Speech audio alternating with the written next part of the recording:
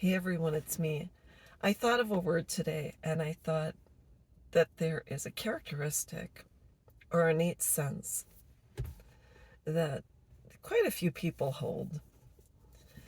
And we're encouraged to have this about certain accomplishments in life regarding education, parenting, anything along those lines when you've accomplished something. I know I'm probably repeating myself, but I'm trying to get on track.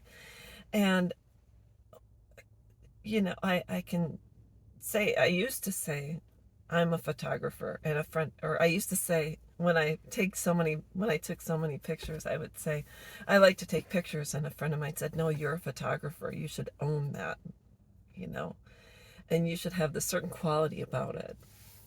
And when it comes to having that certain quality, sometimes it can it can be a catch-22 because you see people that have this quality that are just bragsters that that are really just all about themselves. But when it comes to the certain quality, people that don't like you will try to negate who you are, where you've come from, and try to negate your accomplishments and try to make you feel shameful, guilty.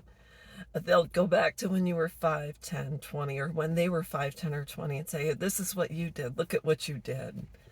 And they try to keep you from holding there's certain quality about yourself. And how dare you feel this way in a positive way? And the word I'm going to say is proud.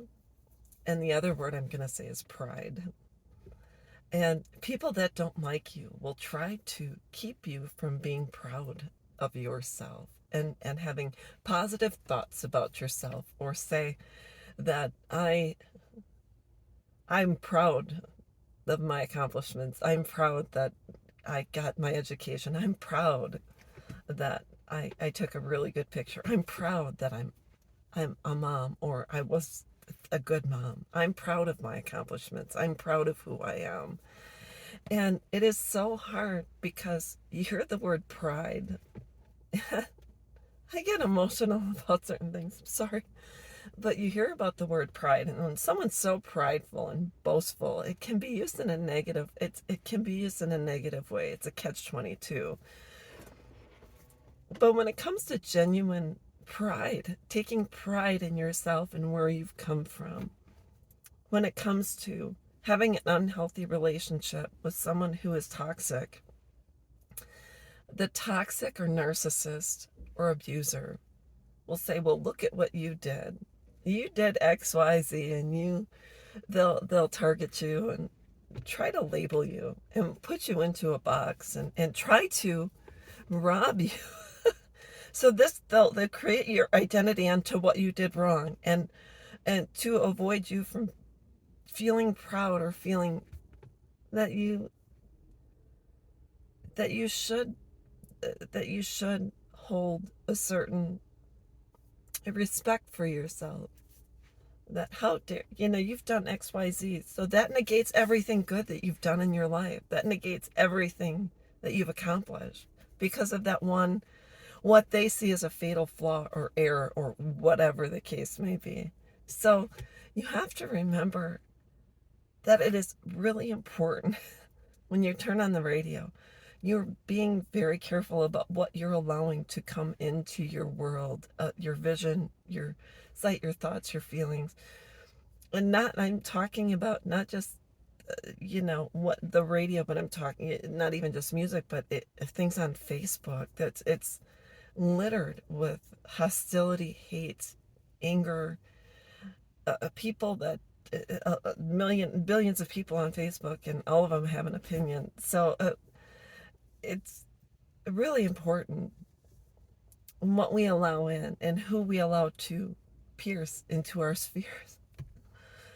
And it's more important to allow your voice to rise above anyone that has tried to tear you down. So I can say that I'm proud of my accomplishments in this world. I'm proud that I'm an Army veteran. I'm a wife. I'm a mother. I'm a sister. I have friends. I've gotten my parts of my education. I've done really well I did really well at work. I can be proud of who I am.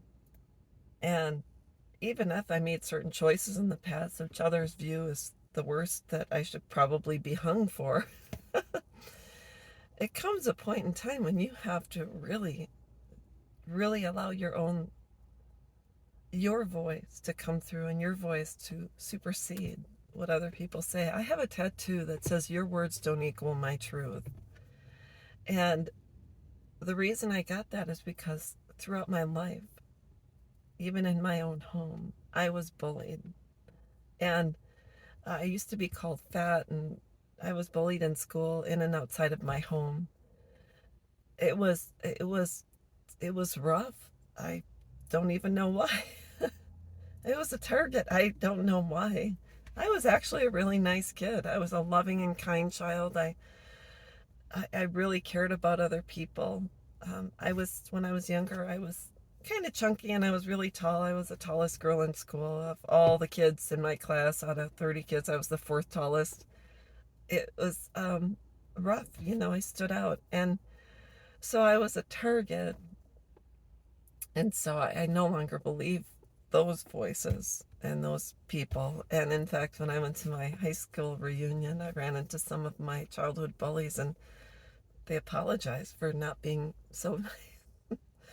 So all I want to say is that it's really important that we remember, despite what we're going through, that we should be proud of our accomplishments, especially when you have an ex who's telling you you're worthless, that your children who may not be in your life are telling you you're worthless, that you're not even worth looking at or calling or having a relationship with.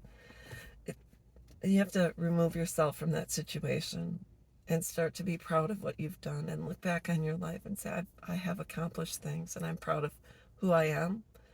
And I'm not going to allow anyone to tear that down and to take that from me because I deserve that. So that's what I wanted to talk about today. Don't be afraid to be proud of who you are, proud of what you've accomplished. And most important, everyone has things in their life that they really don't want to talk about. They don't share with like the general public. That they share maybe with their best friends, and their best friends are people that also share their stories too. So anyways, your story is what makes you who you are. Your experiences are what make you who you are. And the more experiences you have, the more you can share with people. So, and you can help other people through your experiences too. So I hope this helps, and I hope you're having a great day, and we'll talk with you soon. Bye-bye.